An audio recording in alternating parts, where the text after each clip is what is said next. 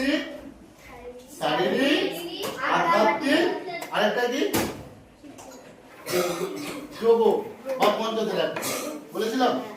এই প্রতিনিয়ত আমার দিকে ভালো থাকতে গেলে এর সঙ্গে যুক্ত থাকতে হবে, তাই তো? এর সঙ্গে ভালো থাকতে গেলে কি আসবে? আয়ুর্বেদ আসবে, তাই তো? আয়ুর্বেদের যে গুণাগুণ সেইগুলো আমাকে প্রয়োগ করতে হবে, তাহলে ভালো থাকা যাবে। আজকে কেন এই আয়ুর্বেদ সম্বন্ধে তোমাদের মধ্যে এই টপিকটা ঢুকাবে?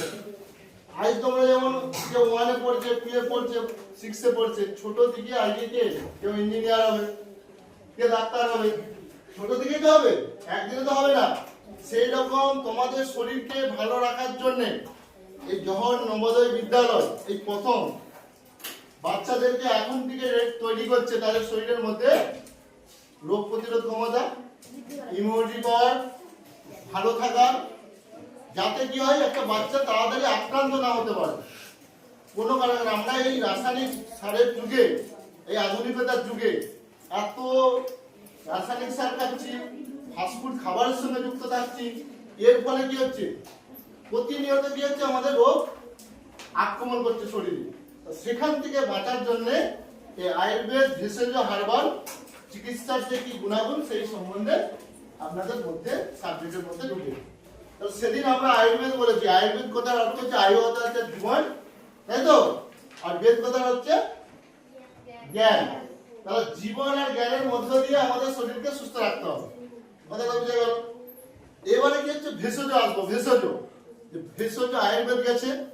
ভেষজ, ভেষজ মানে কি বলতে পারবে? ভেষজ জিনিসটা কি?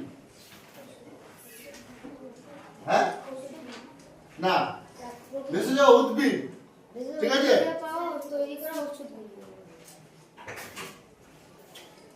হ্যাঁ বলো। হ্যাঁ ঠিক আছে। এটা কিন্তু কখনো শক্ত হয় না, কাঠের মতো শক্ত হয় না। এটা কি হয়? নরম হয়। এরা কত বছর বাঁচে? এটা তো আয়ু আছে। যে কোনো জিনিস আমি প্রথম থেকে বলছি, প্রত্যেকটা মানুষের বা যারা জীব জন্মগ্রহণ করে, সে উদ্ভিদ হতে পারে, সে প্রাণী হতে পারে, যাদের জীবন আছে তাদের কিন্তু একটা নির্দিষ্ট আয়ু আছে। আয়ু ছাড়া কেউ বাঁচতে পারে না। যে যে আমি আমার শরীরে, আমি শরীরটাকে যদি ঠিক রাখতে চাই বা আয়ু বাড়াতে চাই, আমাকে এখন থেকে প্রতিনিয়ত মানে পরিবেশের সঙ্গে লড়াই করে সেই সিস্টেমে চলতে হবে, মানসিকতার উপর নির্ভর করে চলতে হবে। শরীরটাকে ভালো রাখতে গেলে কি কি খাবো, কি কি বন্ধ করবো সেটার উপর নির্ভর করতে হবে। এবং আমাদের সৃষ্টিকর্তা, ঠিক আছে, আমরা যেখান থেকে সৃষ্টি, জন্ম দিয়েছে মা বাবা, সেই মা বাবা কিন্তু সৃষ্টিকর্তা নয়, ঠিক আছে? মা বাবা জন্ম দিয়েছে, কিন্তু সৃষ্টিকর্তাকে একজন ঈশ্বর। কেউ বলে ইসলাম ধর্মে যেটা সে আধ্যাত্মিকতা করবে, সনাতন ধর্মে করবে, বৌদ্ধ ধর্মে করবে।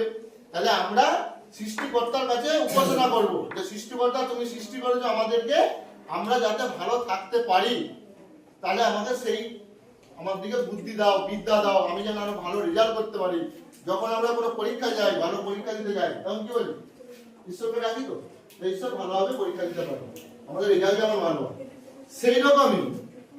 সেই রকমই ভেষজ পদার্থ তার জন্ম 1 থেকে 2 বছরের মধ্যে বাঁচতে পারে না, ঠিক আছে? তো ভেষজের মধ্যে কি গাছ আমরা এখন উল্লেখ করতে পারি?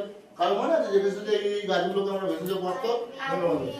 কালমেঘ, নিম হবে না, নিম, তুলসী, পুদিনা পাতা, হ্যাঁ, তেজপাতাতে হবে না, তেজপাতা তো শক্ত কাণ্ডের উপর নির্ভর করে। থানকুনি, কুলেখাড়া, ঠিক আছে?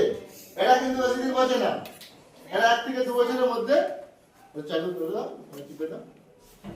এরা কিন্তু 1 থেকে 2 বছরের মধ্যে এরা কিন্তু মারা যায়। তাহলে আমরা আয়ুর্বেদ জানলাম, আমরা ভেষজও জানলাম, তাই তো? এবারে আমরা আসবো হার্বাল। বলেন অনেক সময় হার্বাল চিকিৎসা করবো, করি। হার্বালটা আবার কি জিনিস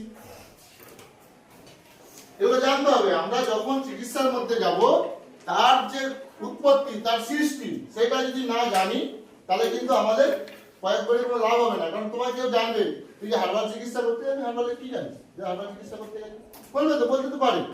তাহলে হার্বালটা এমন একটা জিনিস, ভেষজ পদার্থের উপর নির্যাস করে যে মেডিসিন বা ওষুধ তৈরি করা হয়, তাকে আমরা হার্বাল বলি। হার্বাল ক্যাপসুল হতে পারে, হার্বাল চূর্ণ হতে পারে, হার্বাল লিকুইড হতে পারে, তাই তো? তাহলে আমরা হ্যাঁ বাইরে যাবে, তাড়াতাড়ি যাবে,